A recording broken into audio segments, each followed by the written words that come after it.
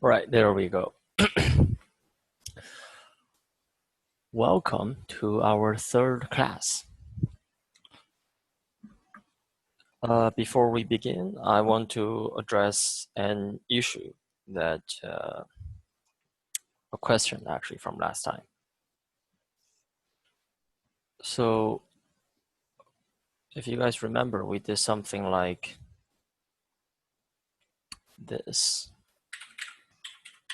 last time.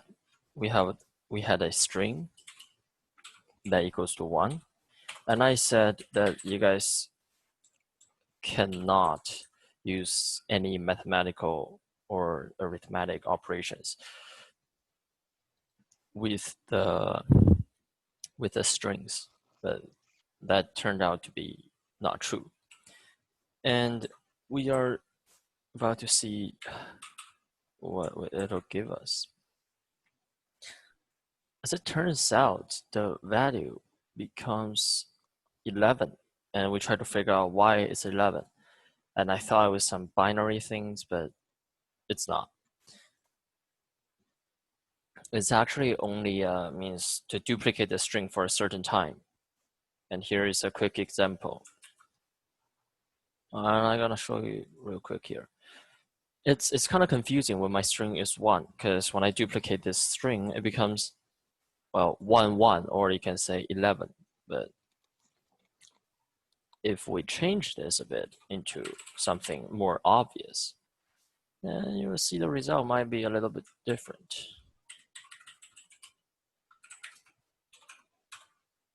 Now it looks like string string. So the multiplication sign here is different from like 1 times 2 equals to 2. Instead, it just, append the string for a certain times at the end. And that's all that is. And now we're moving back to our lesson 2, finish off the while loop, for loop, break, and continue. So last time we talked about if statements, and that is a way to kind of control the flow of your code, well, ish. However, if you want to do something repeatedly, for like 2 times, maybe you can write exactly the same code for twice.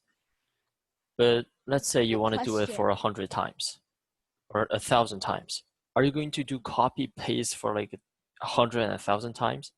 And imagine if one segment of your code went wrong, and that means you not only have to fix that one part, but you have to fix everything. You have to do the same thing for another 1,000 times. If something went wrong again, another 1,000 times. It's bad. We don't want that. Why can't you not just do times? Like print hello world times something. No, but that is simple because you're only printing out a one thing only, right? But what if you want to print like 1,000 times? And I'm about to show you how. Okay. So it's right that you can do it for certain times. It's like a loop, right? You go around and you go back to the start, then you go around, go back to the start, But how do we do that in computers, in coding? Well, there are 2 things we can do. One is called a while, one is called a for. It's a slight different variation. So a while loop is to repeat a certain block of code while its condition is true. So it's kind of like if. Remember how we talk about the condition is true, then you run the code? And apart from that, you will run the code until the condition becomes false. Since if only run for once, but while can run for many times. And let's see how it looks like. So Give me a random number. 64. 64. All right, let's say I want to run a certain code for 10 times until the number becomes 74. Okay, and I'll stop after it's 74. I can do something like this. So while number is less or equal to 74, right? I'm gonna print it out. I'm gonna print out the number. And I'm gonna add 1. So it increase by 1 every single time.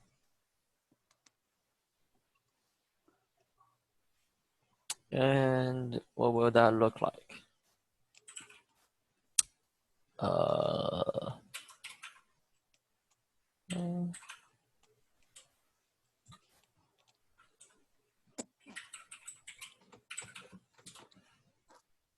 There you go, 64, 65, 66, all the way to 74.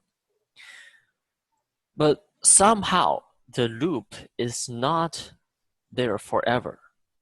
It disappeared. It stopped after 74. Why?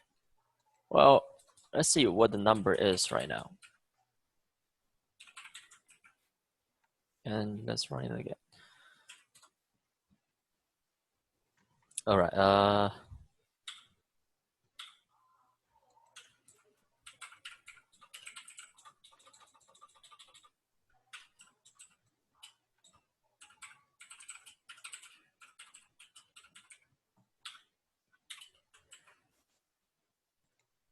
So this way we can see a bit clearer.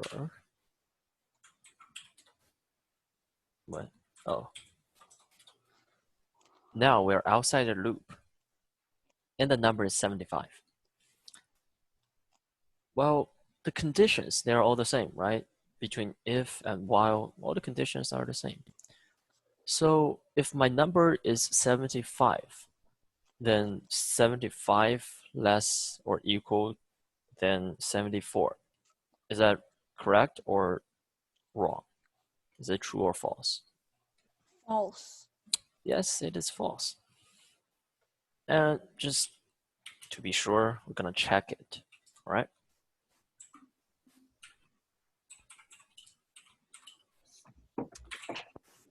We are just going to make sure. Look, it's false. So that means our loop is going to stop because the condition is no longer available. No longer met? It's no longer available. Well, because it's no longer a true. number is already 74. Yes. So you see how here we have a condition? When this condition is no longer true, then the loop will stop. But before the condition becomes false, it'll repeat exactly the same code many times until the condition becomes false. However, let's say the condition is false right away, right? Let's give the number 75 right off the start. And it won't work? Well, it won't work. Why is that?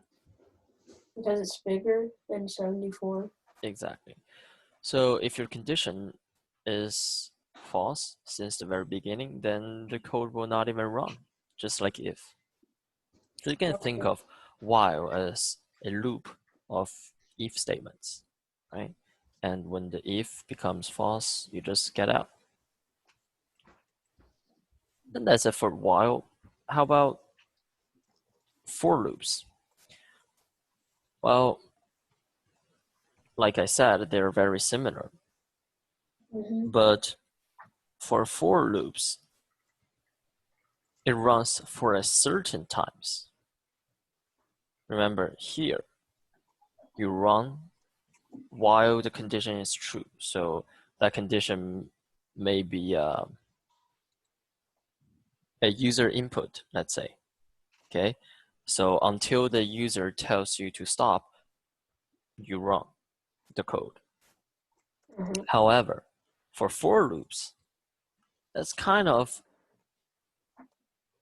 not related to anything else. You define how many times you are going to run since the very beginning, right? Right off the start, you know how many times you're going to run this code, or approximately. Sometimes it might be different. So that's while. How many times do you guys want to run a loop? 10 trillion? Something more reasonable? 10 times. 10 times. Okay, so here you see how we did 10 times, right? I'm gonna show you another way.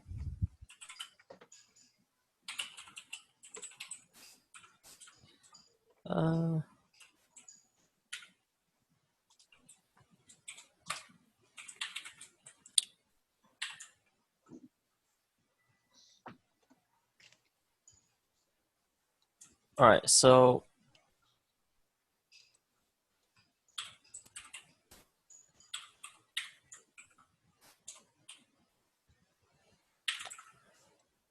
this is how it's gonna look like. So we're outside the loop, and here we are in the for loop. Looks like 0, 1, 2, 3, 4, 5, 6, 7, 8, 9. That's exactly 10 times. And you can see that I did not increase the number by 1, like manually here, but how can I still do it for 10 times exactly? And I can do something similar. Here we count from what, 64 to 74. I can do the same thing here. Just have to do 67, 64 here. And number that's 1 bigger than what you want. Okay. And look here, we have 64 all the way to 74. And like I said, Python is just like English. And when you see the word range, what does it remind you? The range of a variable, length of something, right? And if we count manually from 64 to 75, then there are 11 numbers, right? 64 all the way to 75. That's 11 numbers. However, why did we only print 10 times? And it stopped at 74. That's because the function, remember what a function is? It's like a print, something the system is pre-built in within the environment. The function range, it takes in, well, 3, but we're only going to worry about 2 for now, parameters. So it's called start, and there is end. What it gives you is a list. Remember list? We talked about last time at the beginning of the class.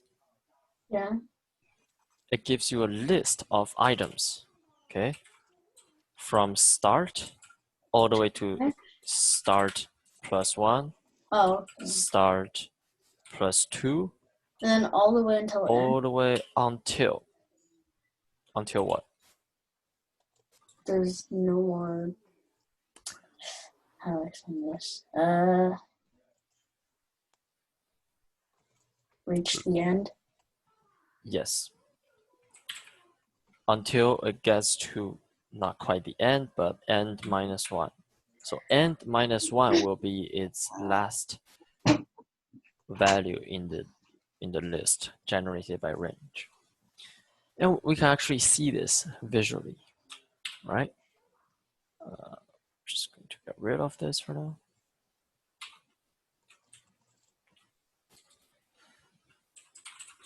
So if we want to count from 1 to 10, and I want to use the function range, what should my beginning number be?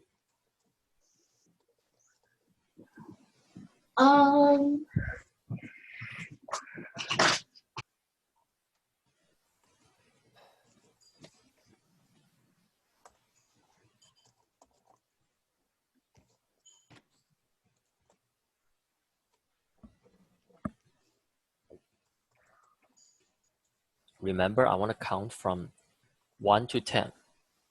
Okay. And the first number I count will be exactly the same as the first parameter I pass in. So what's the first number I'm going to count?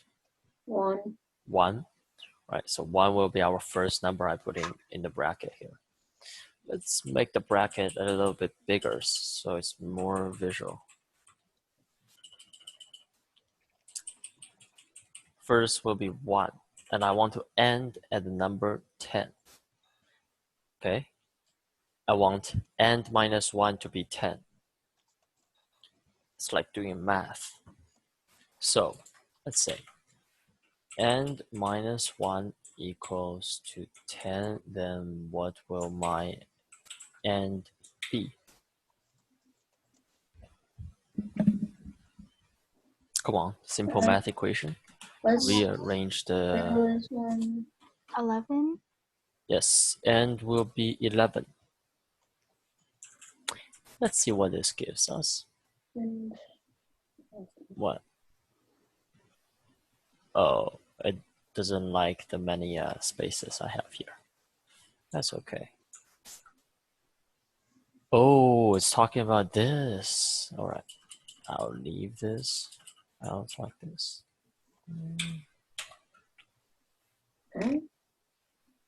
Okay, that is not what I'm looking for.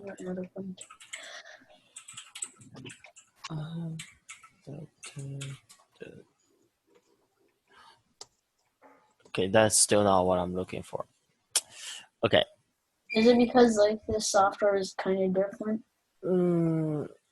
No, I think it might just be me remembering some things wrong. Oh, no. But anyways, if you do it like this, it'll gives you a sequence from 1 to 10.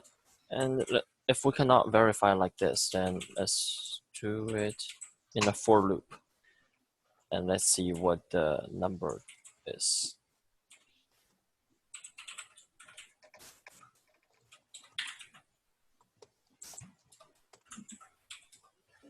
Oh, Jesus.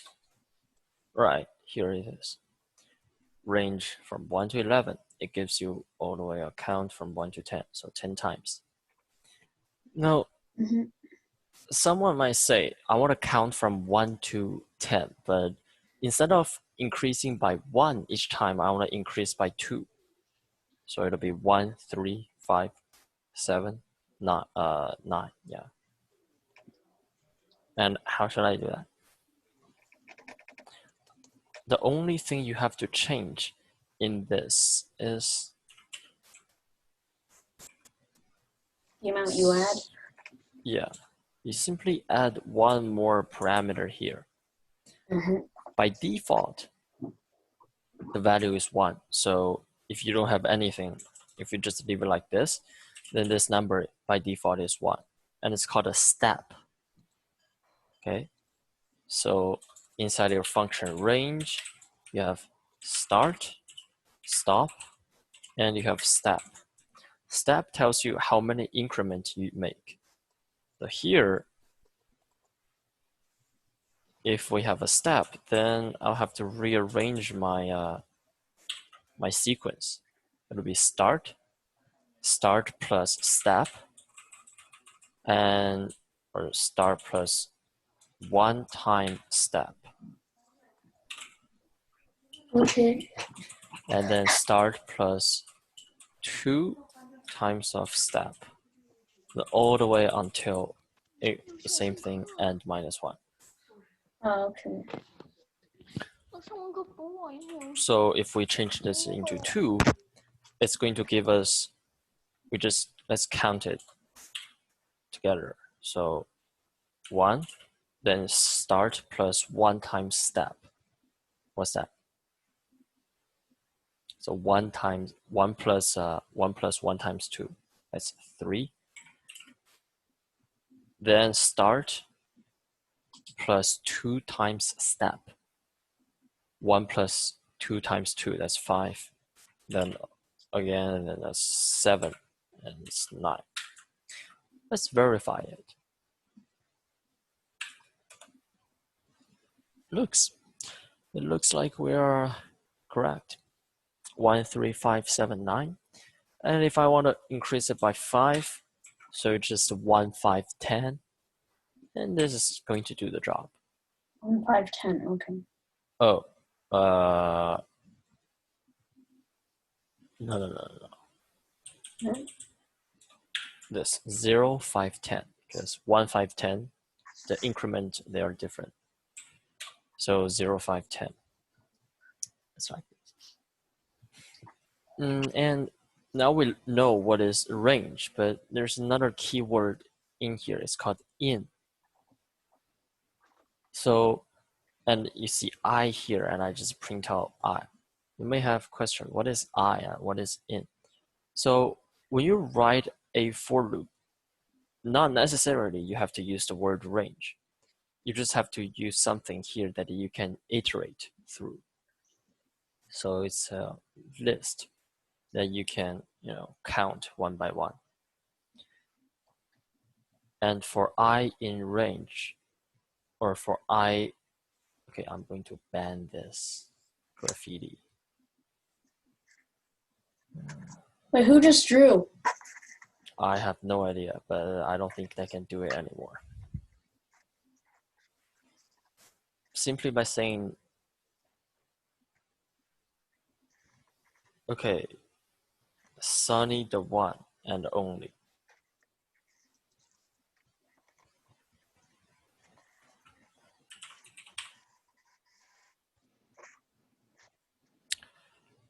I'm going to, okay, if you do that one more time, I'll have to remove you from this class, okay? Who is it? Sunny the one and only. Here is his name. Let's see this boy, right? If you do one more time, I'll have to remove you from this class. And if you do I in a range, then that means you iterate through the list here and you just print out its value. Remember how we did list last time, right? I equals to, let's just say some names. So Adam, Newton, and what? Justin. And I want to print all the names out one by one. I just simply say for name in, or I'll change this to names. For name in names, I print name. And this way, I'll be able to iterate through my list, okay, for exactly 3 times, because that's how long my list is. That's the length of my list. And I'll print out each value. Why can't you not just print the names out? You can just do print and then brackets, names. Yes, but that will gives you a collection of the names, right? It looks like this. Oh, so. But if you want to print them out like one by one, not all together, you can just do print one name and then print another name and then print another name. Yeah, that's so you can do something like this, then you change into a new line, right? Do this, and you can do names 1, changing to a new line. Wait, but isn't it supposed to go from 0? Start from 0? Yeah. 0 here. Oh, okay, there. 0, 1, 2. But why can't you do like a name? Name is a name, and then names is a name, and then another word for the other name, and then you can just do print name and then print names and then print other thing. Oh, so you mean, can I just say name 1 equals to Adam, Yeah. name 2 equals to Newton? You see how long this is taking? Like, this is kind of complicated for me to do because I have to write many things that look exactly the same once and once again. Or just. And I have to do print name 1, print name 2, print name 3. This is what you are saying, right? Yeah. Let's see how it looks like.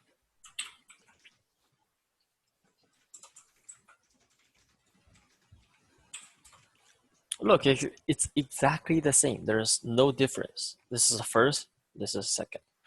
However, if I want to add a name 4, name 5, or I want to remove a name, it's so much more complicated. It's nearly impossible for you to remove a variable from your system completely, okay? Let's say I want to remove name 2. The only closest thing I can do is name 2 equals to this. I make it empty. Okay, that's the only thing I can do, but it's still there, you see? It's still there. So it's just the only thing that it has is like a blank space? Yeah, like the most I can do is to make it empty. I cannot What if you just like completely delete remove the it. entire line? Yeah, why don't you Remember, delete this print is that brackets? we are writing the code right now, okay? But when you Oh. make something big for a company, for a production, for an application, it's impossible for a human being to sit in front of a computer 24/7, all the time and typing and deploying your things all the time. It's impossible. You want to make the machine be able to do something by itself. And I can have a background, just say, whenever a user decides to delete its account, I completely remove it from my system. Okay, but it's impossible for me to do here. Because at the maximum, what I can do is make it empty. So hard to maintain. On the other hand, if I simply do names dot pop 1, well, I guess I'll just do print.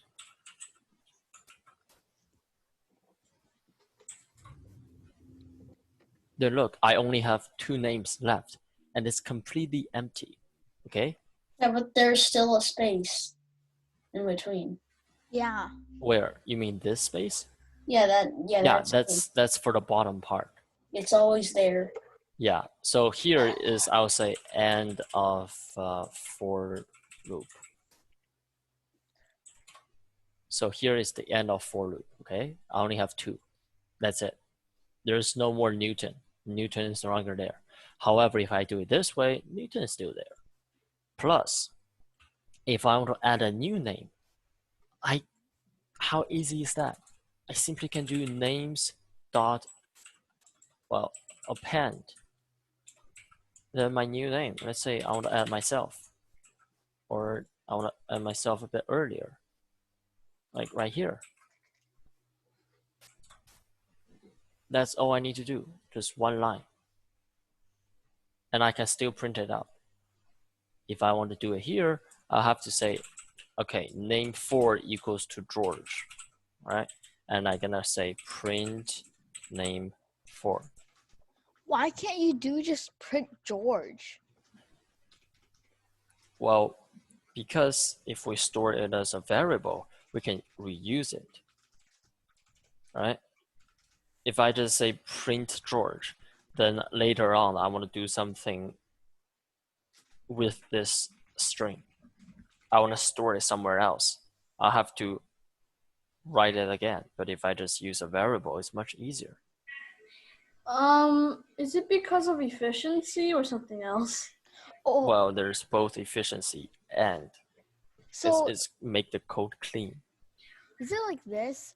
So name 4 equals George. So if you type if you print name 4, then it will print George because name 4 equals George. So when you use other, like pretend you need to use another George, then you can just write name 4.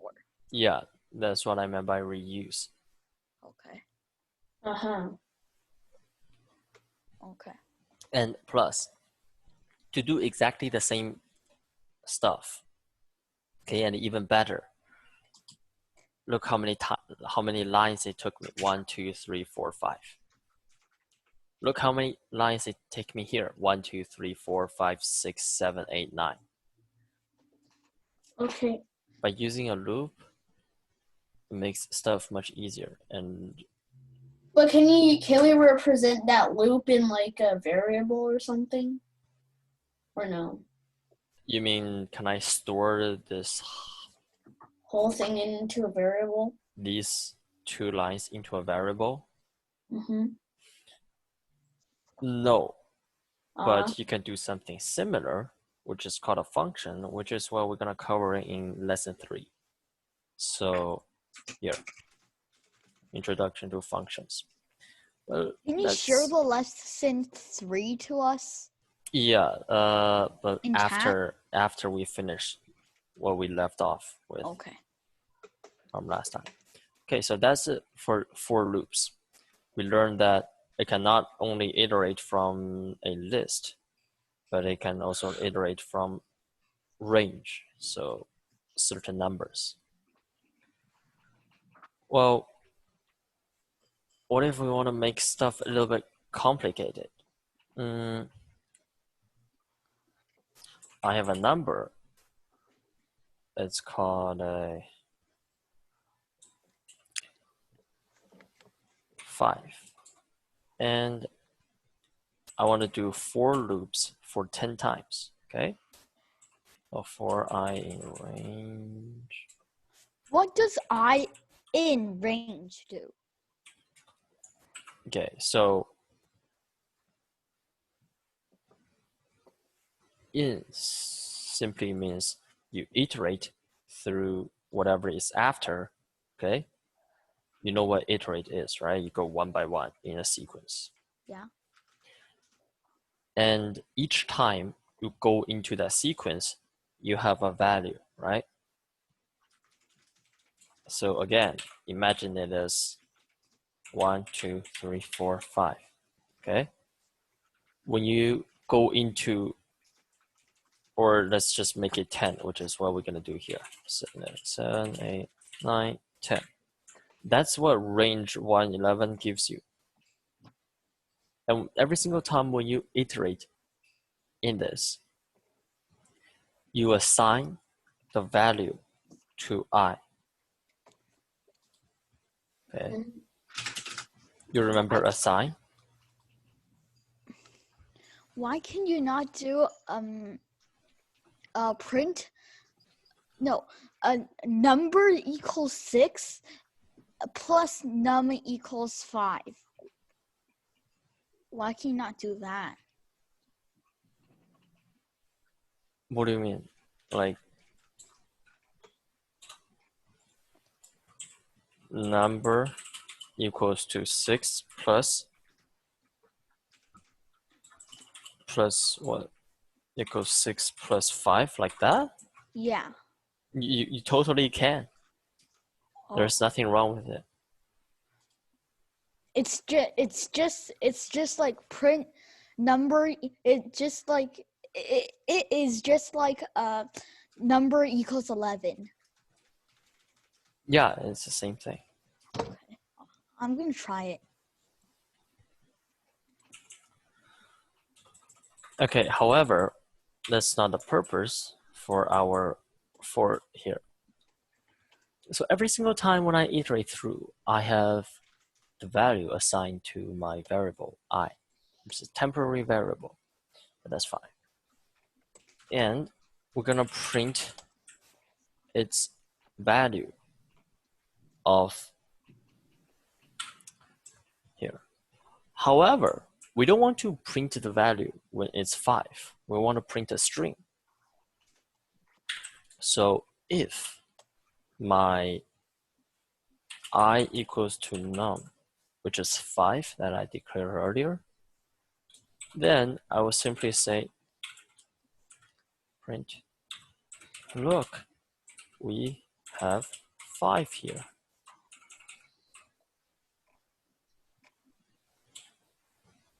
What does that do? And we're gonna say continue. You're about to see. Continue. I just want to show you guys what continue does. So what we are trying to accomplish here is we'll print out 1, 2, 3, 4, 5, 6, 7, 8, 9, 10. However, when it's 5, instead of printing the number only, we're gonna print out this line instead.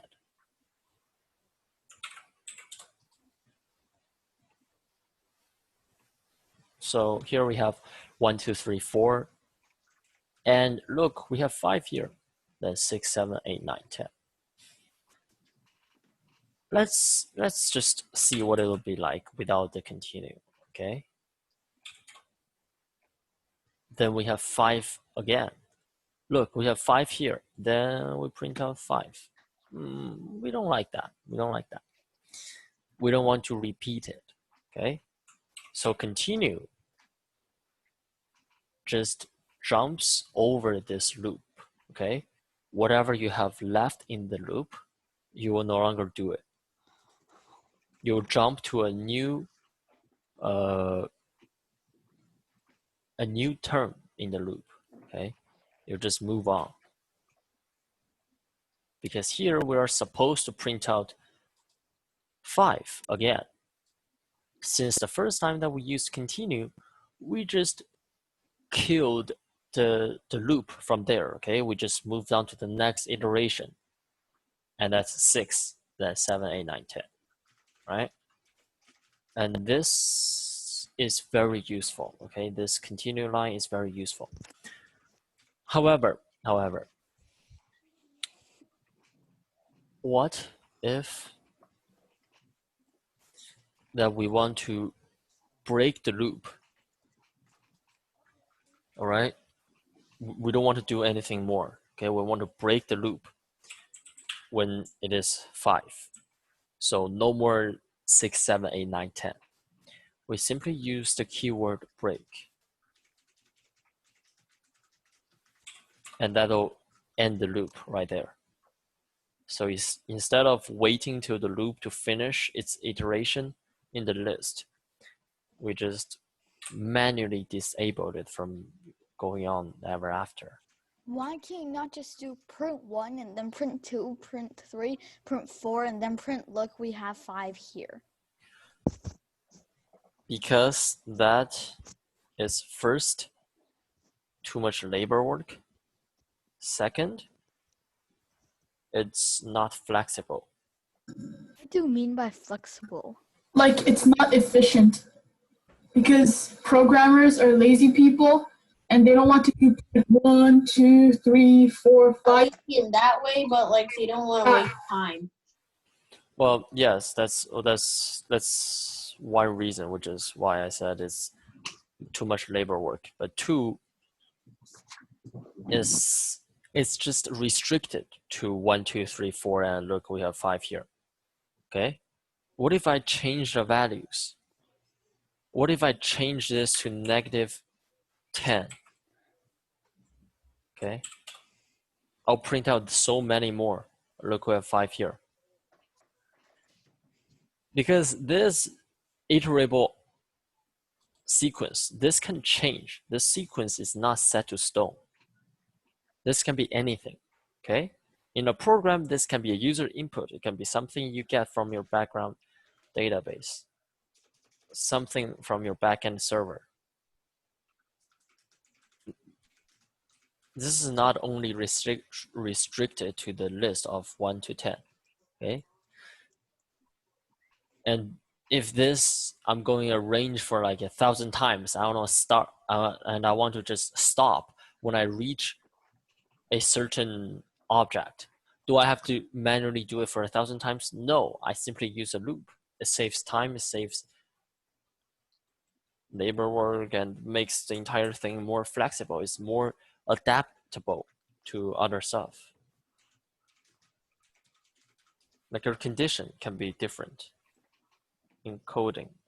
Each time you run a program, the result can be different. But you don't necessarily have to change any of your program because some of the user input changes. Because it is adaptable. And that's what we want. We don't want something to be set to stone, say, we are only going to print out 1, 2, 3, 4, 5. No, that's not what we're looking for. All right, so that's it for what we have left from lesson 2. And here we are, 8:14. We're moving on to new lesson 3. I'm gonna share this with you guys.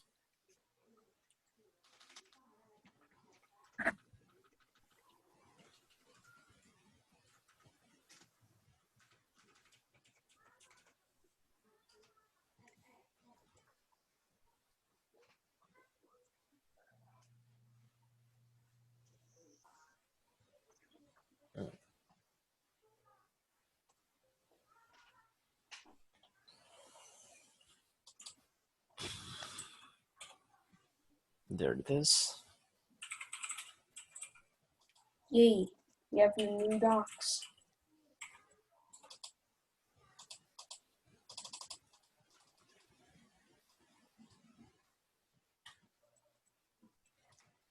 There's a new doc. Okay.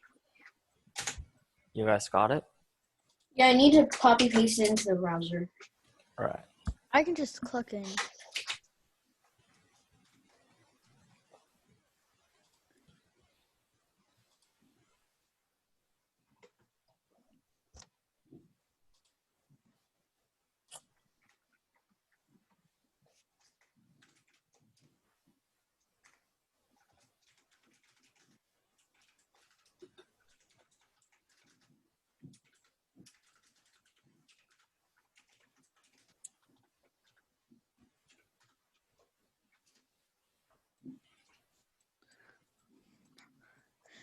We only can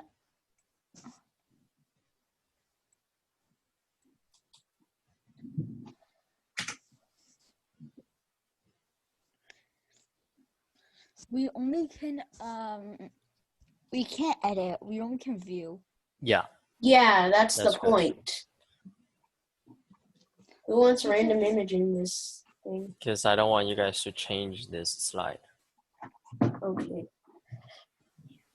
String times All right. integer means stupid. Okay. Yeah, that's the question we had left out from last time.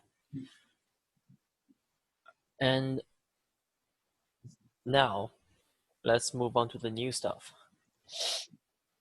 As the title of this lesson addressed, it's an introduction to functions.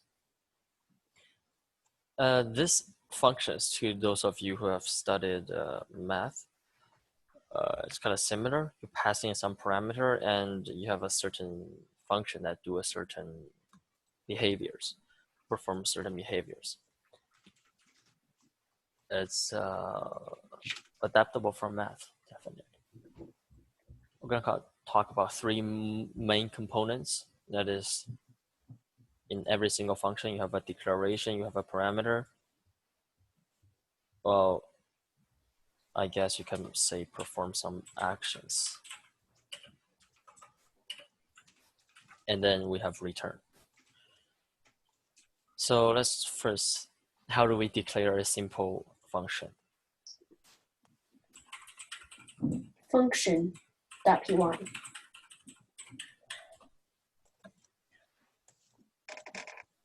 So we know that we can use print, okay, to print some stuff. However, we can say like hi, right? And that works perfectly fine. It says hi. But what if we want to make our own print functions, and we can make it a little bit more personalized. First of all, you have a keyword called def. That means you define a function. And you have the name of your function. Say customize print. Remember, after you function name, you have a bracket. Okay.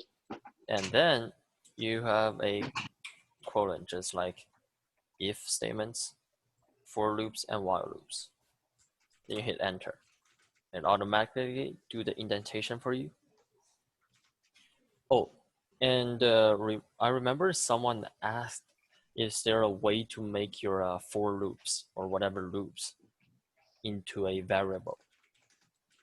I said no, and I said there's something similar, and that's functions.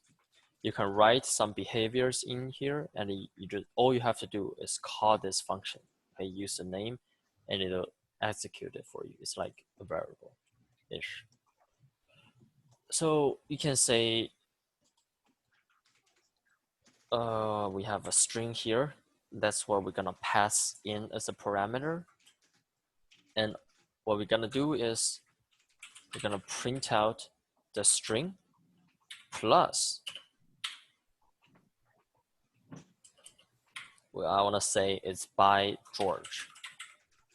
Okay, because that's what I do here. And let's see, when you want to use this function, all you have to do is use the name of the function and with a bracket. It asks me to pass in a parameter. I want to say hello. Oh. Okay. Hello. Hello from George. And look, this is the first function ever. How amazing is that? That basically put George after everything you say.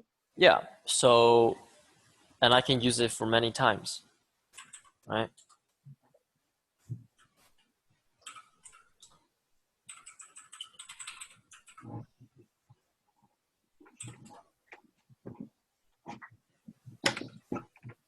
George, can you enlarge the font? Yeah, sure. Where was the font?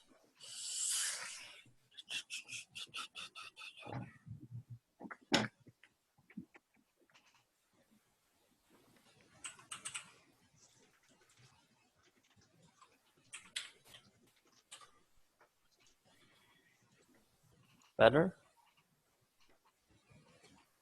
That's good, thanks. All right. Okay.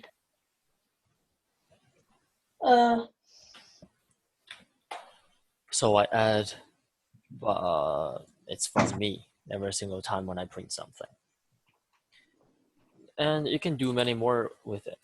Okay, you can say addition, right? And you have a value A, a value B. What you want to do is you want to print the sum of A and B. Okay. Or you probably, oh, no, it's fine. I would just have to say addition and 1 and 6. And that's going to give us 7. Mm-hmm. Some of you may say, okay, it's only one line. Why do I bother? Why can't I just say print hello space dash George? Why can't I just say that? Again, What? because it's repetition. At the same time, this is only a very simple example of functions. Later on, you will see functions that contains tens and hundreds of lines. And you don't want to rewrite those hundreds of lines every single time when you want to do a certain behavior. All you can do is just use a name and a bracket, and there you go, boom. Okay. So that's the basic declaration of functions. You use the keyword def space, and then you have your function name, you have a bracket, then you have a quote. Whatever you want to hear. Whenever you want to use the function, simply use the name and then bracket. And remember, I can say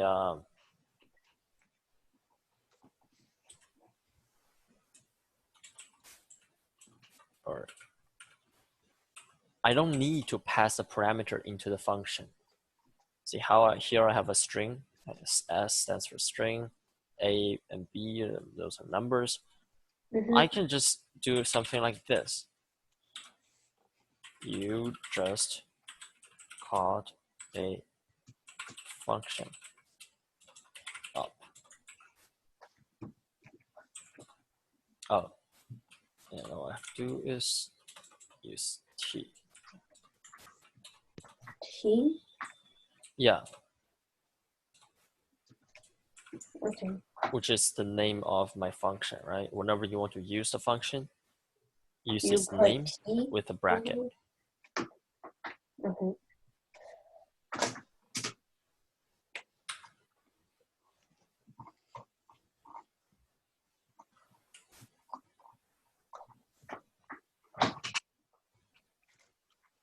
Wait, let me restart this. Okay.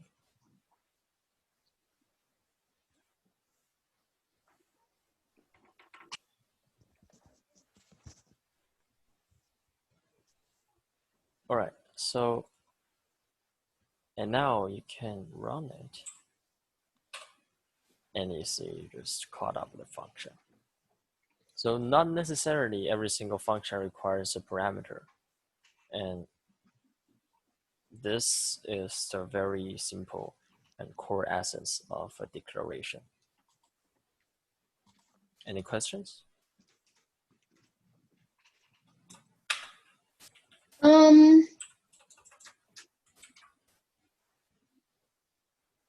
Is there any other way to do We declare a use function. the function? To use the function? Yeah. Like you don't like any other way other than putting T in brackets? No, that's the only way you can. Oh, okay. Use T and a bracket. That's the only way you can. You want to use a function. Or not necessarily T, the name of the function, then a bracket. Yeah. So moving on from declaration, and like I said, not everything requires a parameter. However, parameters, they are very common in functions. Let's say we have a value called A equals to apple, right? Def on function or change word. Okay, I have A, Okay. and I want to say A equals to. We already did it. A equals. No, here I'm trying to change the word. See, I want to change its Oh, value. okay. Change word. I want to make it to banana There. or banana, and Banana. I changed it to A, right? Huh. What do you think the value here will be? Outside the function.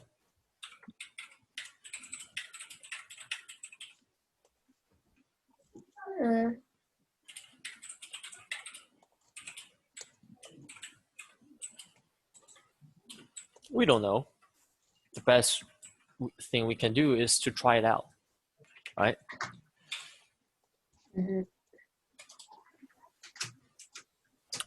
Oh, I forgot to call the function.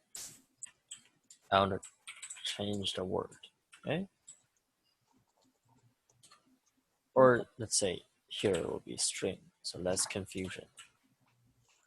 Spring banana. So I passed my apple, okay, into the function. And then I changed my apple to banana, okay? And now, what is it? Wait, let's use A, so it's more obvious. Okay. I changed it to banana. However, outside the function, the value of A is still apple. Huh. Didn't we just change it into banana? Or why is it still apple? Well, that is because there's still A equals apple, and plus A equals apple is in front of A equals banana, so you have to delete the A equals apple. no. A equals apple is on a higher hierarchy, I think. Not quite, but very similar, very close. You mentioned the word hierarchy, and that's correct. So it turns out there is a thing called local variable and global variable. Okay, local and global variable. What it means is here on the higher hierarchy, you have a value, okay? Mm-hmm. And this is a global variable because it sits at the highest hierarchy level, right? Yeah. Even though you here passed this value into the function as a parameter, and you change its value, but this A here is only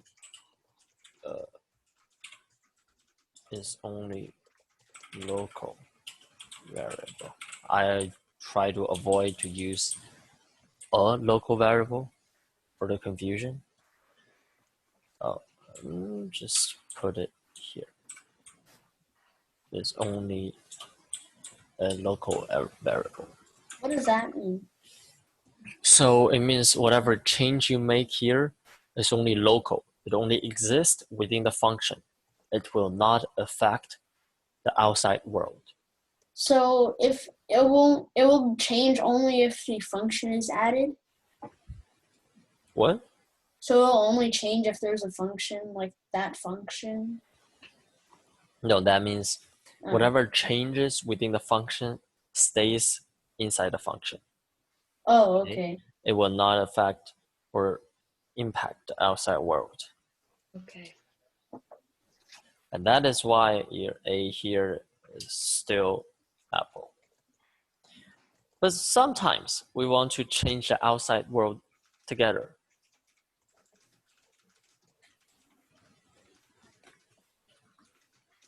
To do so, you simply use a keyword called global. You can put it inside the function here. You just say global A. Here, you just made the variable global, and let's see the impact.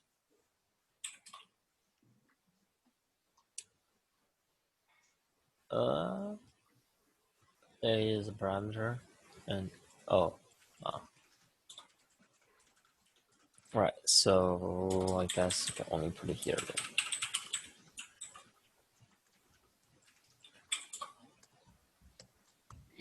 What? Are you kidding me?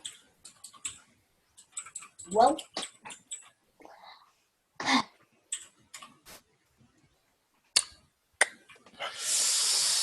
Oh, give me 1 second.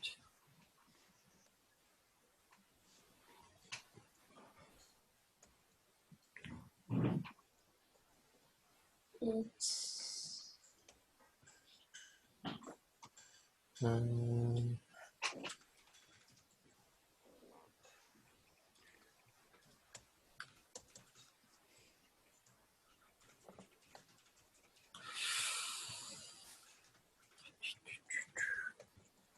Uh,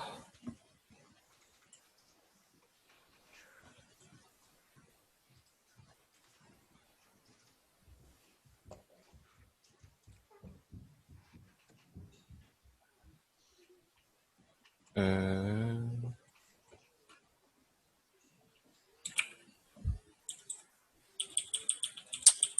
would this help?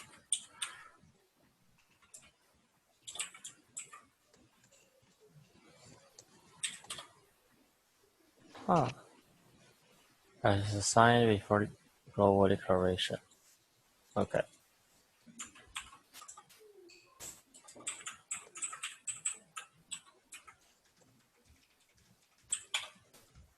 All right.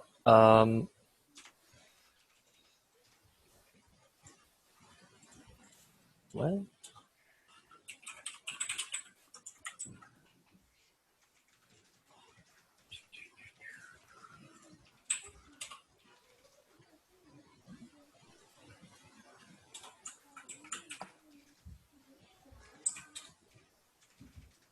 okay, I'm a bit confused why it's not working.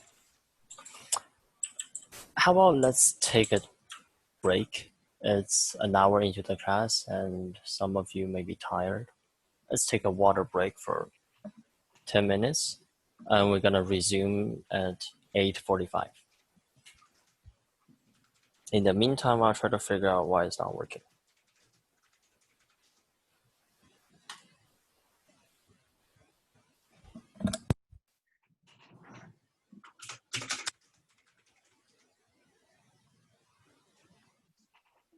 What? What are you gonna do?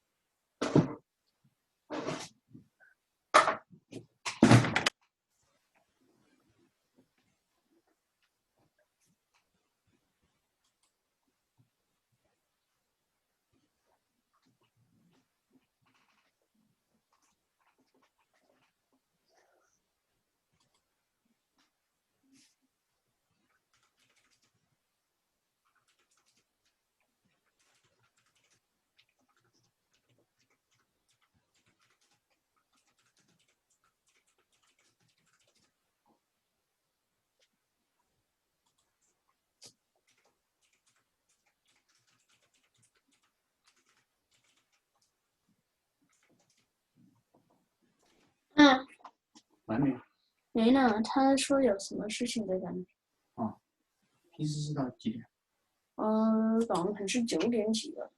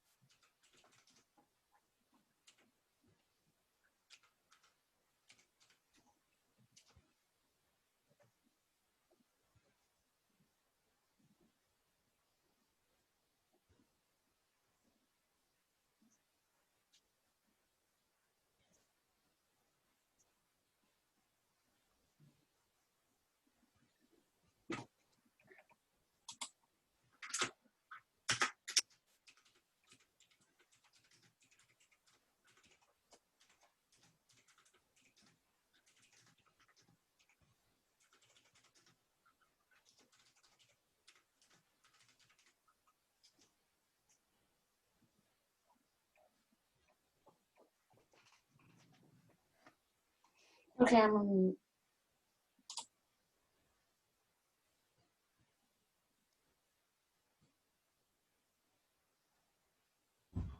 Why is the teacher not speaking? The syntax error is too strong.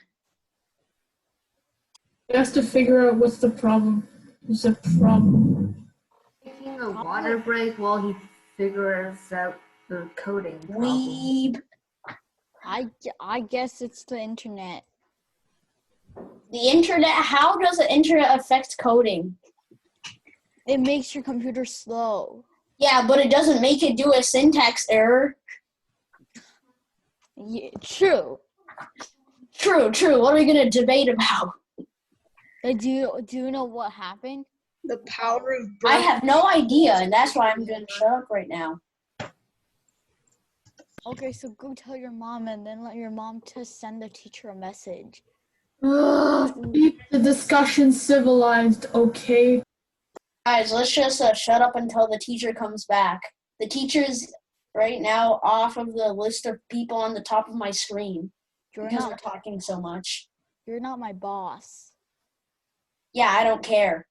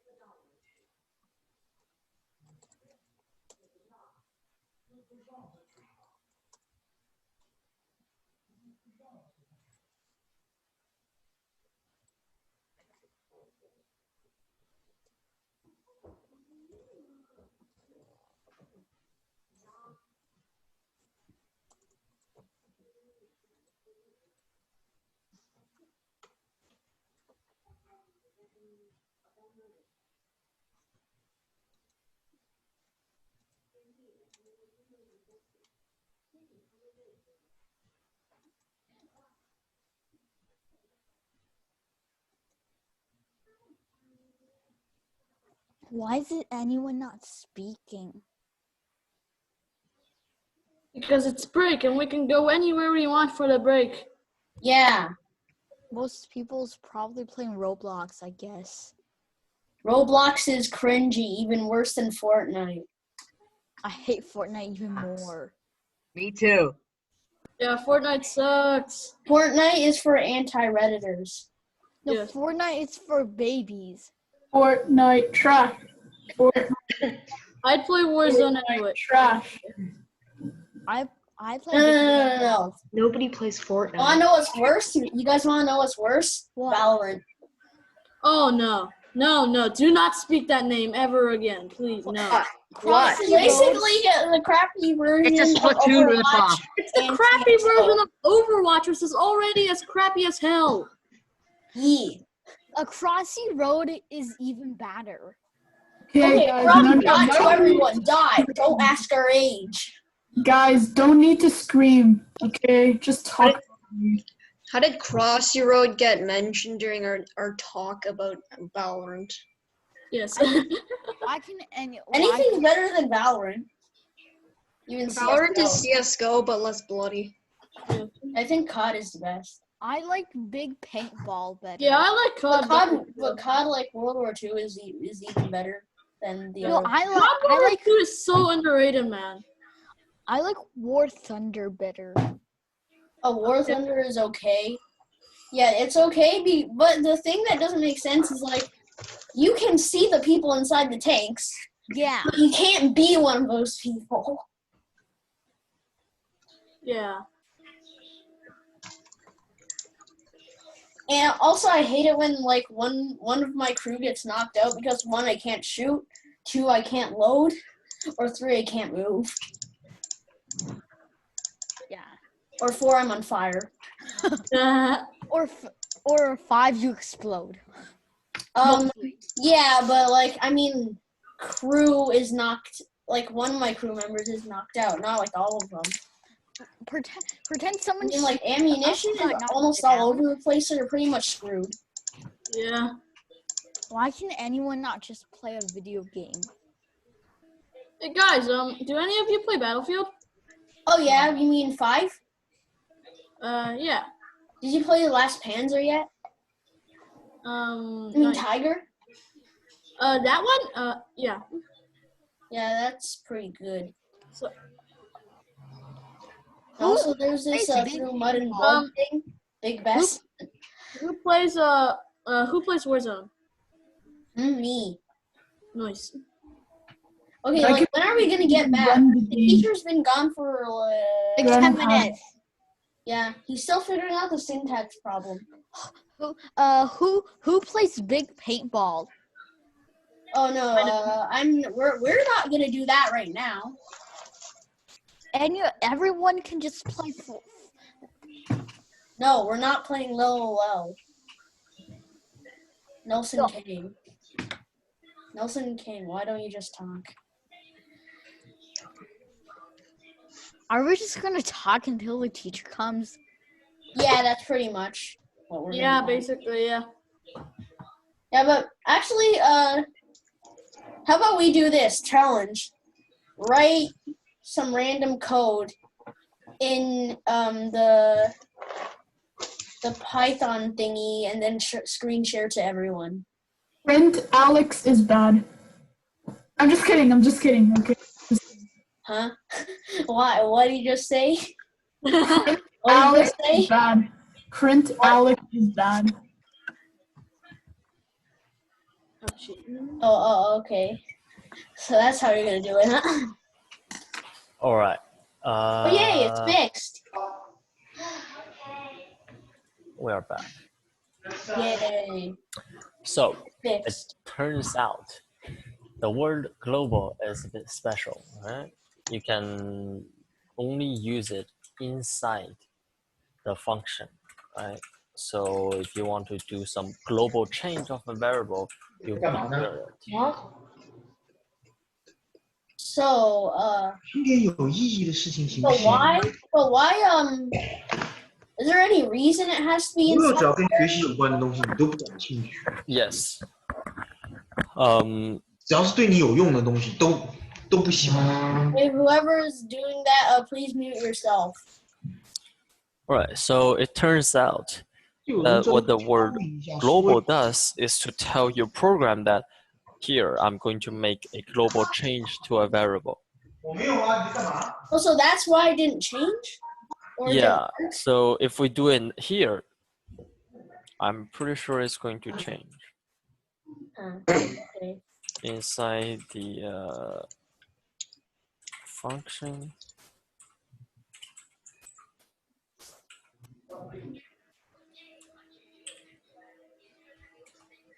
There we go. It changed. Yay, Changed into banana. banana, So peanut butter. if we declare it here, it won't do anything because we are already at the highest hierarchy. So whatever we do here is already global, right? So that's not going to do anything. When they go into the function, if we don't have this, Excuse me. it's not my going to know friend that this. got booted out. Hmm? And she's in the waiting room, I think. Oh, your friend again. There we go. In the waiting room? Who So is this late? Hmm? I said, if someone's in the waiting room, why are they late though? No, she got booted out earlier, like during the break. oh, Did it? it's fine. So No. if we do something like this, let's see what the result will be. It didn't change because functions are quite special creatures that they are only responsible for whatever is inside them. They don't care much about the outside world, right? Oh. So if you tell the outside that, okay, a is a global variable, this function, it doesn't know it's a global variable, okay? Inside here, it doesn't know. You have to tell it specifically that, look, a is a global variable, and you don't have to do anything here. You have to tell it. Then, okay, now it's banana. Now it changed. Right? Yeah. Any questions regarding the word global? Or any more questions, I guess? Is there any other words like this? No. And Go away. And we don't normally use the word global because we don't like global variables that much. We're not a big fan. What we tend to do is if we want to change something, then we return the value and we reassign it. So there is a way to do it without global? Yeah. Let me Okay. show you. So again, if we pass in the parameter here,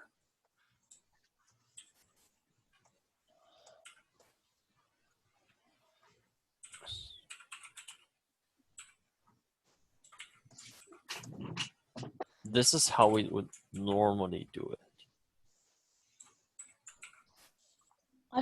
I have a lot of lines of code. I just typed how many lines of code I have in the chat.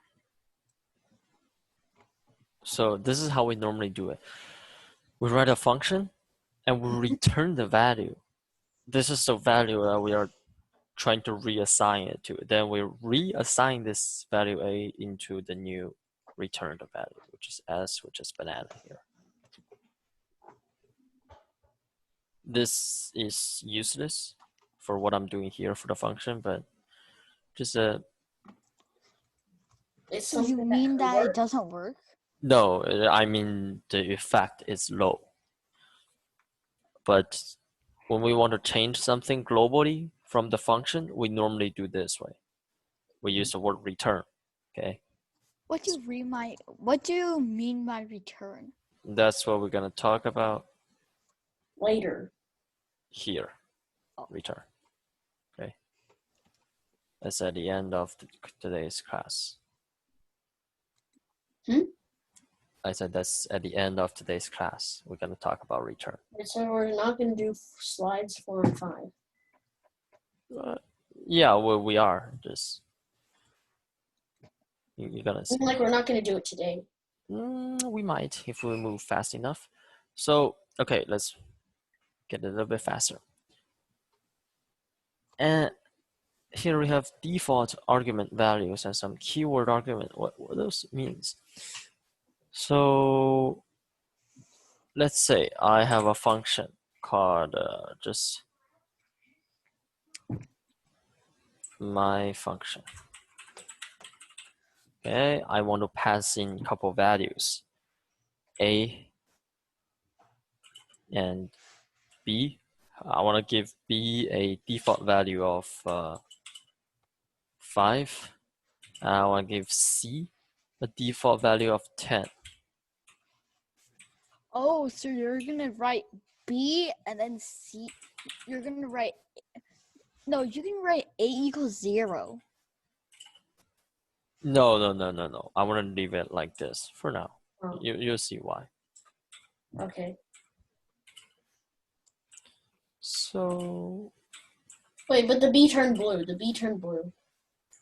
oh, didn't mean that. Oh. Now, normally when we see a function has 3 parameters, that means when we use the function, right? Then we have to have 3 parameters, right? 1, 2, 3, corresponding to A, B, and C, right? However, in this case, I can simply do only 1. And the rest will be using the default value. So when you write a function and you write your parameters, if you have a parameter predefined here, then it's a optional parameter. So the argument don't have to be passed in from outside, not necessarily. You can still change it, right? 1, 2, 3. Now your ABC will be 1, 2, 3. But if you don't change it, then it's perfectly fine. It still works. Be 1, 5, 10.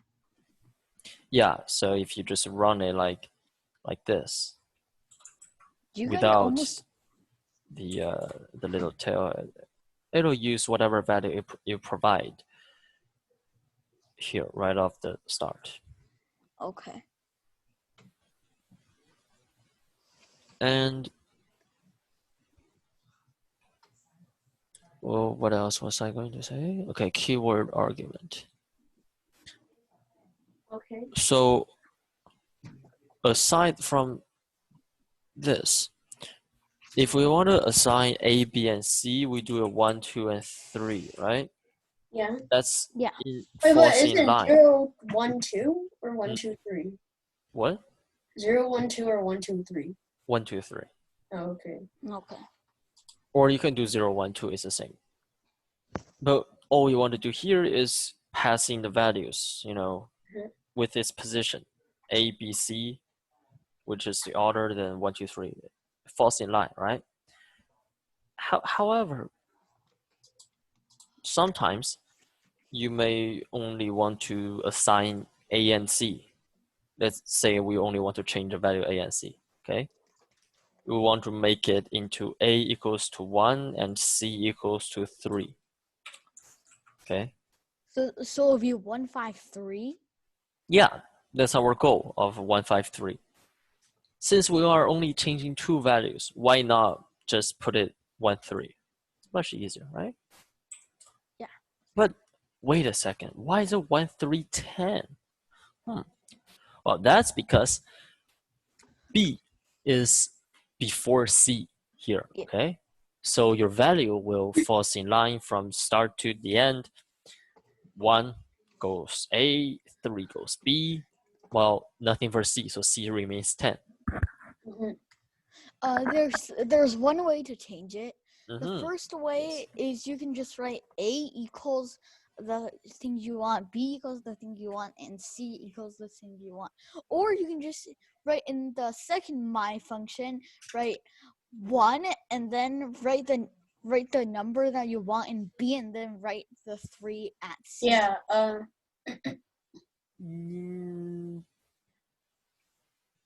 Yeah, I think that works. No, Maybe. quite, Yeah. not quite. That way you still have to write 3 numbers, right? Yeah. But no, So it doesn't we really only want save to any write time? 2 numbers. All we need to do is we specify its keyword. This is all we have to do.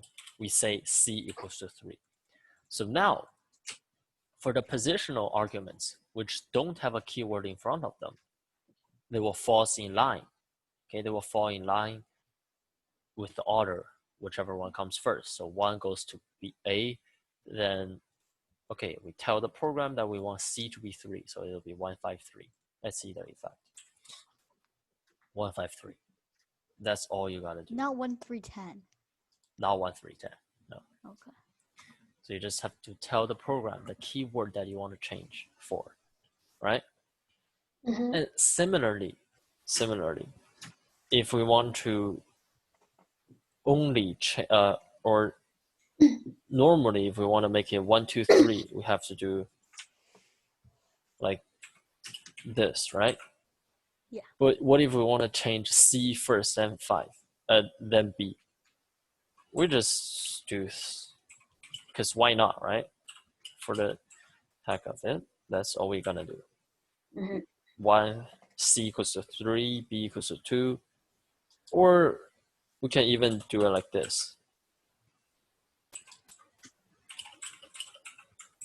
Okay? Yeah, but you have to write way more. So Yeah. the best idea is 1 and then 2 and then 3.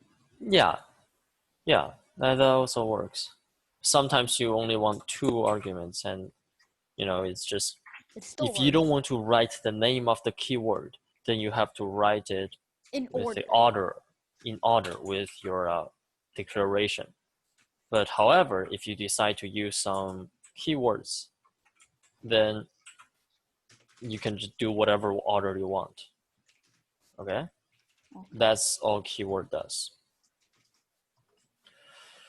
So now here we talk about default argument values and keyword arguments. Okay, this is a trickier one. It's called variable number of arguments. We call it var args. Nobody pronounces it like that. You just say variable number of arguments. What does it do? Well, here we know that we have 3 arguments, right? And that's it.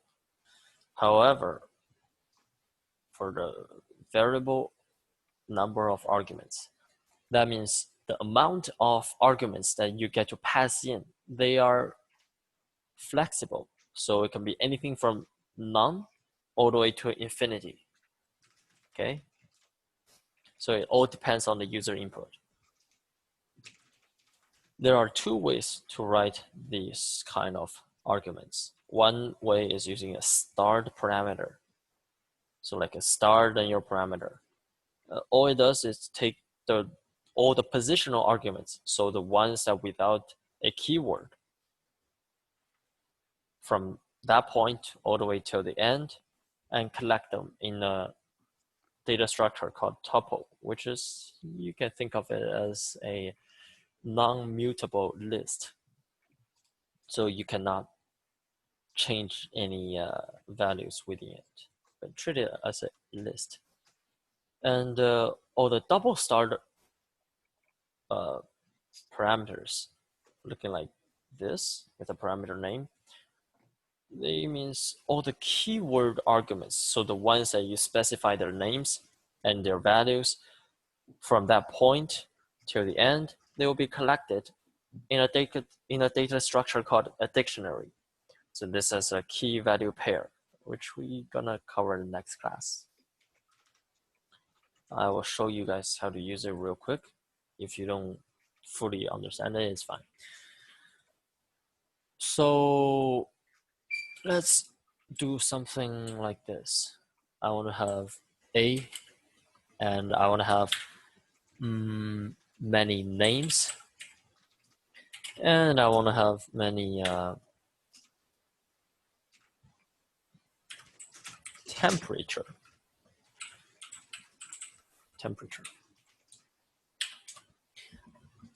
And I want to print out my value A. Okay.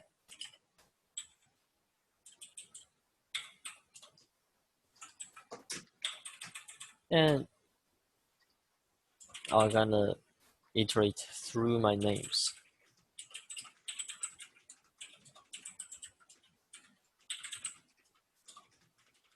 And afterwards, I will iterate through my temperatures.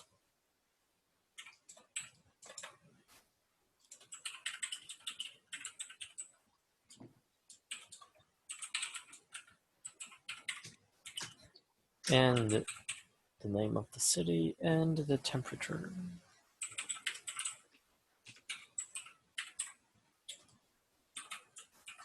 Okay.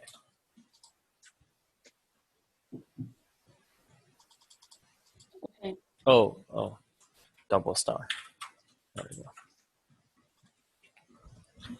Oh, remember, you can only have one single start variable and one double star variable in a function, one and only one. Okay. So what we're gonna do here is, let's call my function. I'm gonna give A a value of 1. Remember what I said about names, that you can pass in as many as you want, and it'll count all the positional arguments from that point, okay? And positional arguments means they don't have a keyword in front. That'll just be or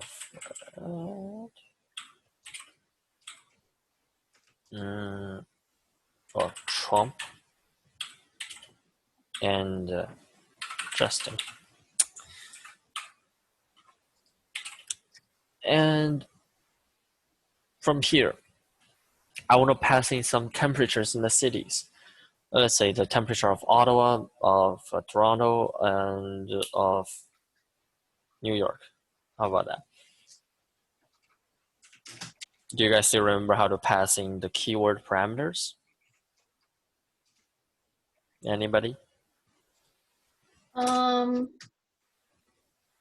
know. So you have a keyword of the value, and then you follow by its value. So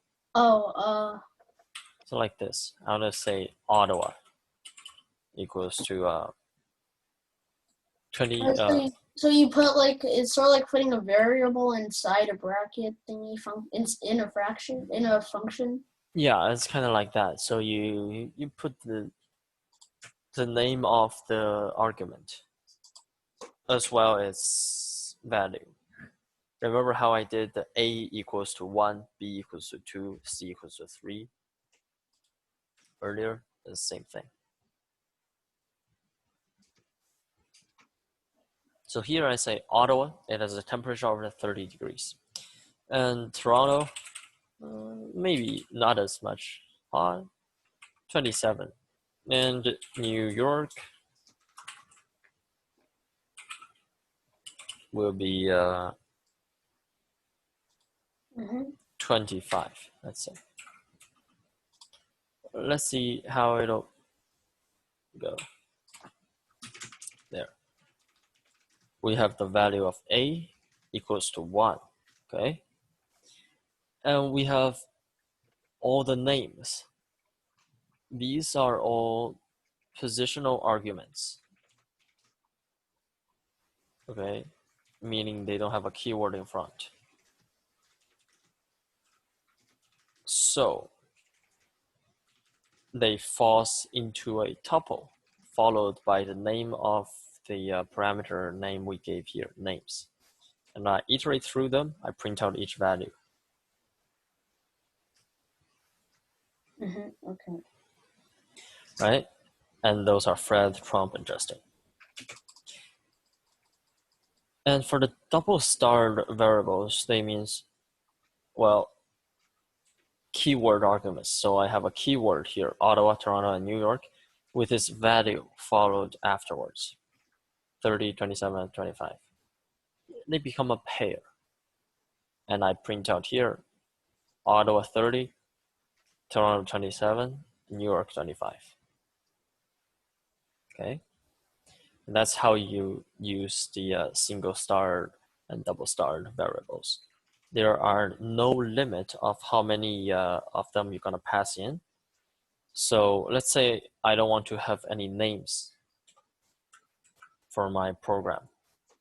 I simply want the value of A and the temperatures of the cities. I can just do it like that. I don't have to pass in anything for the names, and it won't affect my program at all. It's perfectly fine, right? And it looks like this. So that's it for the variable number of arguments. Kind of customizable, they're very flexible. And then you can perform some actions. Like I said, you can have a loop inside your functions, and you can just loop through them. And you don't have to write the code every single time you want to use it. So let's give it a try. If I have a function and I accept a list, okay? So input list. And I want to for through my list.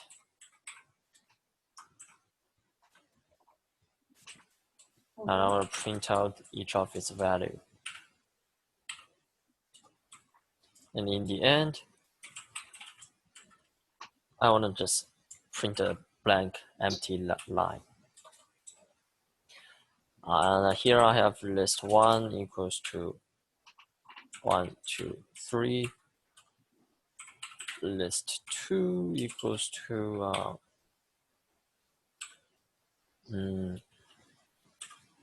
the cities, well, Ottawa, London, and Beijing, the capital cities.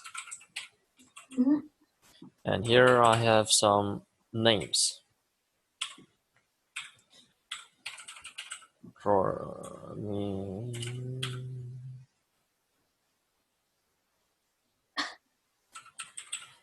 And Frank. Okay.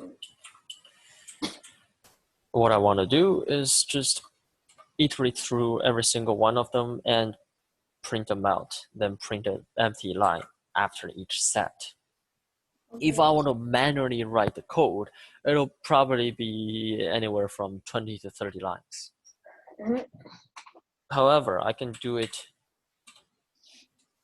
very fast, very simple, just like this. Okay.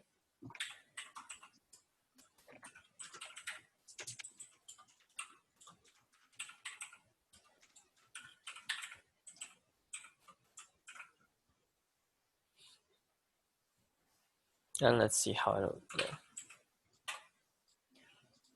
Well, seems like it just does the job. It prints out every single value in the list, an empty line, another set, an empty line, and another set. Wow, how great is that? Right, so that's it for the some actions you can do. Can I go to the bathroom? Yeah. Okay. So like I said, the variables, they make your program cleaner and easier because they store some values and you can just use them by their variable name. Same thing for functions. You can store some actions you want to perform and you can just use those actions whenever you want. And all you have to do is just call the function up, probably pass in some parameters. Okay. Any questions about that?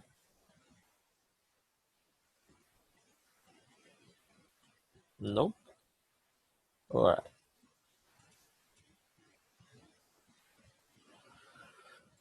And we'll go through that later.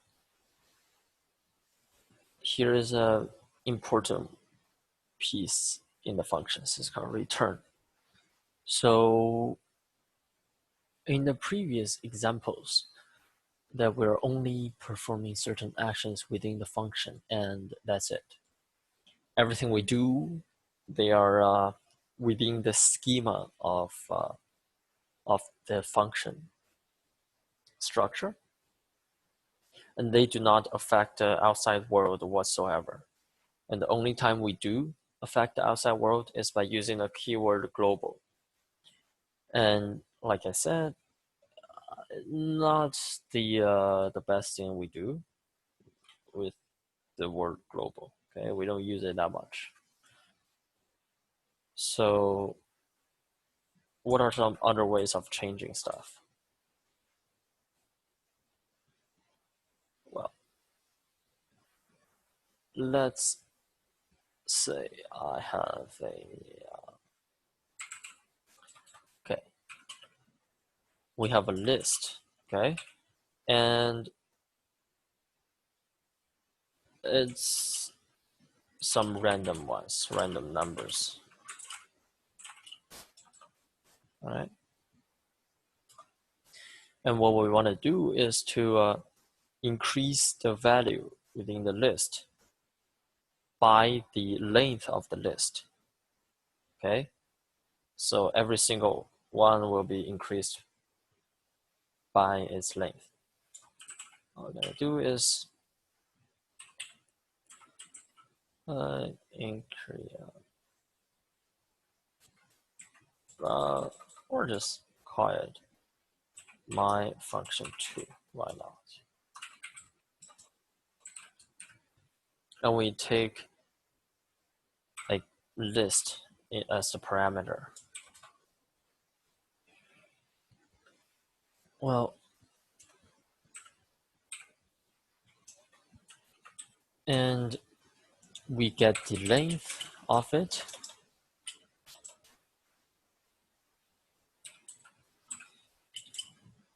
Equals to the length. We learned about this last time, right?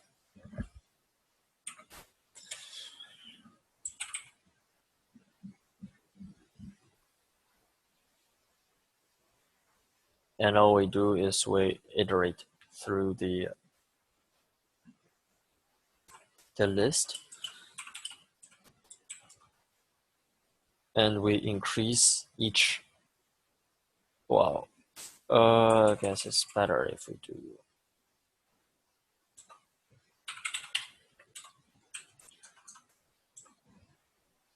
We increase its value by the length.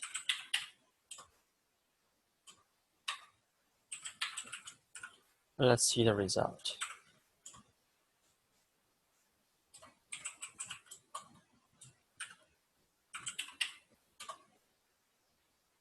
We have the length, and I want to see its content.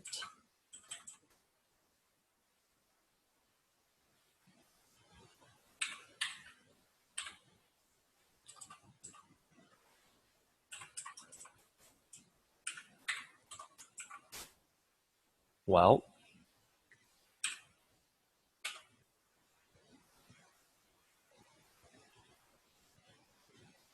oh.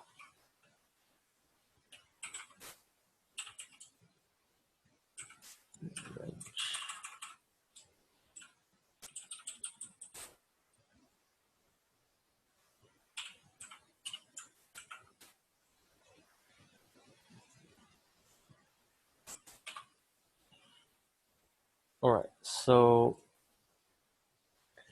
this way we get the length of our list, meaning we have 7 elements within it, and we increase each value of my list by 7, which is length. And it gives you 8, 12, 14, 16, and everything, okay? However, as we learned before, this shall not change my original set or my original list. And here we are, it did change it. 哎，完了吗？没呢，没了啊。 Okay, so that's not a great example. And the reason is, God, why do I keep finding myself so many troubles?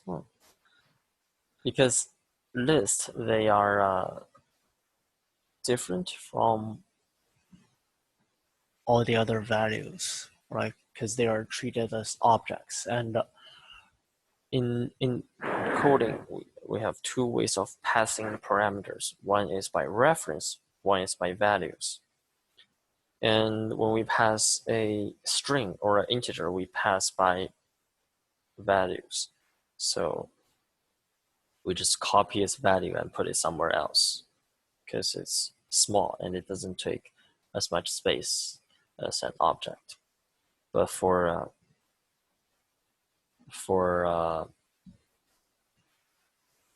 objects, they are big and they're large. They take many memory space. So we pass them by reference, meaning they will, any change you do within the function will still be effective outside.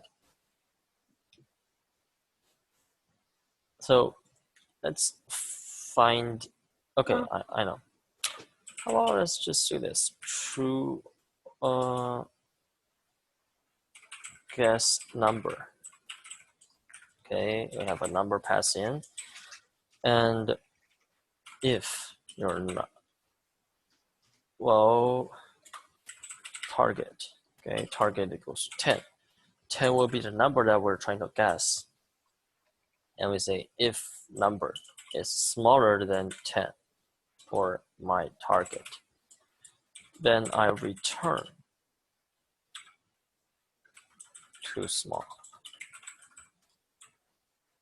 Okay.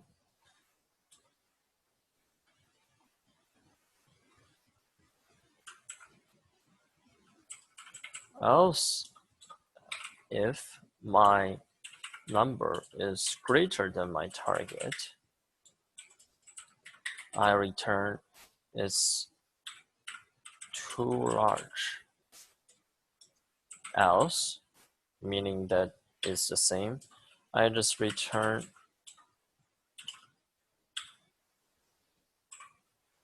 correct.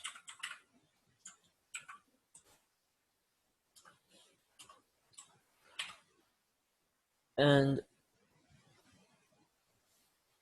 what we want to do is we just want to guess a number, and let's say I want to guess for 1. Oh. And I want to print out the value, let's say.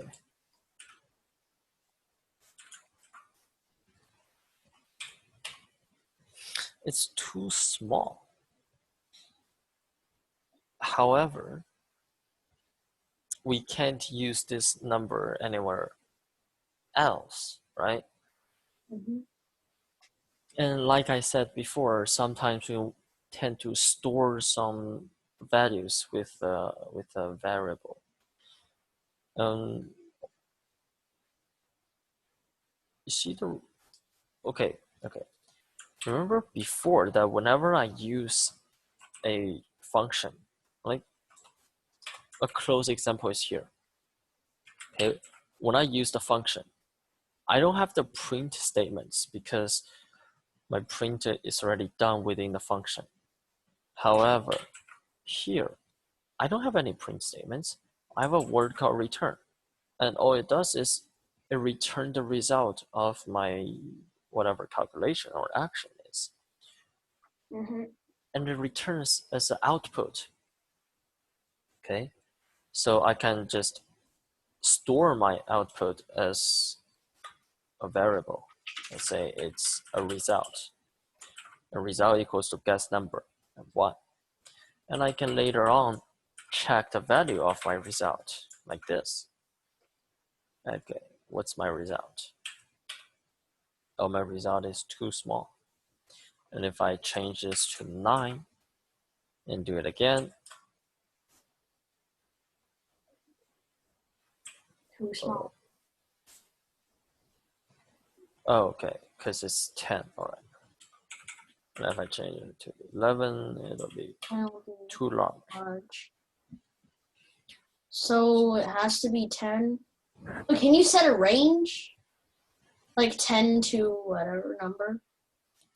Like 10 to... So you're saying if we have a range for our target, right? Yeah. Sure. What was the range you want? 10 to 12. All right, so your minimum will be 10, right? Mhm. Your maximum will be 12. 12. So if it's less than min, it's too small. If it's greater than max, it's too large in the range. Right, that's how you do it. If you guess a number, let's say 0, Too small. it'll be too small, and clear the 13. console. And if you change it to let's say 100, okay, Too large. it'll be way too large. But if you just do something nice like 11, oh geez, almost spilled my water. You will be in the range. In the range. Oh, so I did use the correct word when I said range. Oh. And so, yeah. Oh, nothing.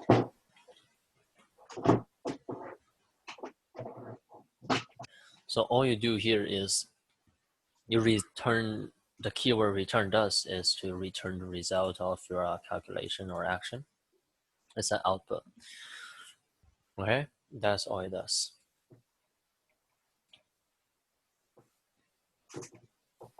And here are some ground rules when you write a function.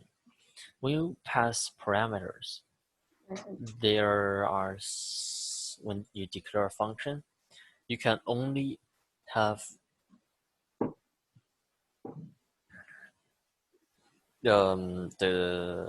if you want to use some parameters that have a default values, you have to put them towards the end of your function. Okay, you have to write the parameters that without a default value first, then you write the ones that with. By that, I mean, if you have a function called test, remember the ABC example? And I say A equals to nothing, B equals to 5, and C equals to 10, okay? Okay. And I print out A, B, C, right? Wait, but will it just print A as a blank line? No. I'm not using this variable yet, but Oh, okay. if you want, we can do like 1. And we can run it again to see what happens. 1, 5, 10, right? Oh. But if you try to put a variable or a parameter that has a default value before you declare a variable that without a default value, so like this, then you will see an error popping up, okay? Saying non-default arguments follows default argument. All it means is, sorry, you broke the rule. You have to put this back. Mm-hmm. That's all it means. You have to put it back after you declare the one set without a default value. Okay. Okay. And that's when you declare stuff. When you try to use the function, you have to put your positional arguments before your keyword arguments. So it's kind of similar as what you saw before.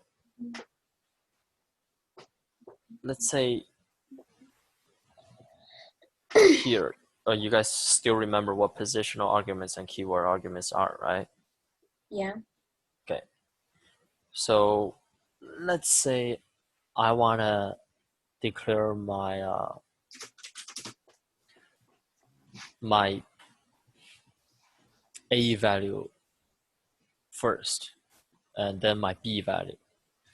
Normally, I would just do 1, then 2, right? It'll be 1, 2, 10.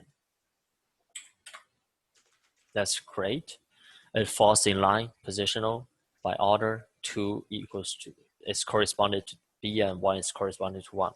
However, if I decide to declare A like this with its keyword, then sorry, there is an error popping up saying positional arguments follows keyword arguments. So it doesn't work? It doesn't. So you have to do it. If you ever decide to use a keyword to pass some arguments into your function, you have to do them at the end, okay?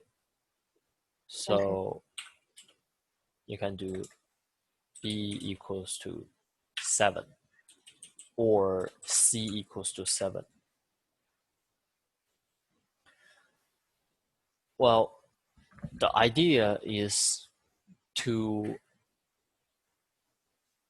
kind of correspondent to how we declare the function. Okay, we have to fill in the gaps, that we have to fulfill the requirements of the ones that do not have a default value yet. So you have to fulfill the requirement of A first before you ever goes to say, okay, this is a special value for C. Because without C equals, this 7 will goes to B, right? It'll be 2, 7, 10. But you can use this to change a value to C. It'll be 2, 5, 7. However, you can't say C equals to 7, then like 2. You expect this 2 to go to A. No. You have to, if you already used a keyword for your parameters, then everything afterwards, you have to use a keyword as well. So you have to say A equals to 2. like that. Uh-huh. And this will give you a 257. Okay. And one last thing is no positional arguments after var arguments. So either you have to delete our var. No, no delete, no deleting. It means that after you have because the definition of var args with a single star means all, remember, all the positional arguments from that point till the end are collected together. Okay? They don't have a keyword, so they don't know who they are going to be with. All right? Meaning that everything goes to this param, or like whatever parameter name you give it with. Mm-hmm. So everything afterwards, you have to use a keyword if you want to assign them to a specific value. Otherwise, it falls into the collection of your parameter or var args, which is this starred parameter, okay? So this is kind of tricky, this page, all the ground rules. You probably don't even have to worry about them for now. Just keep in mind that whenever you try to declare a function and your variables doesn't work out, you can come back here and check out why is it not working. All right. We are 9:30 and that's it for today. Right on time, and we finish everything. All right. You guys can log off now. Okay. Have a great night. Okay, thanks. No problem. Thank you. Bye. Bye.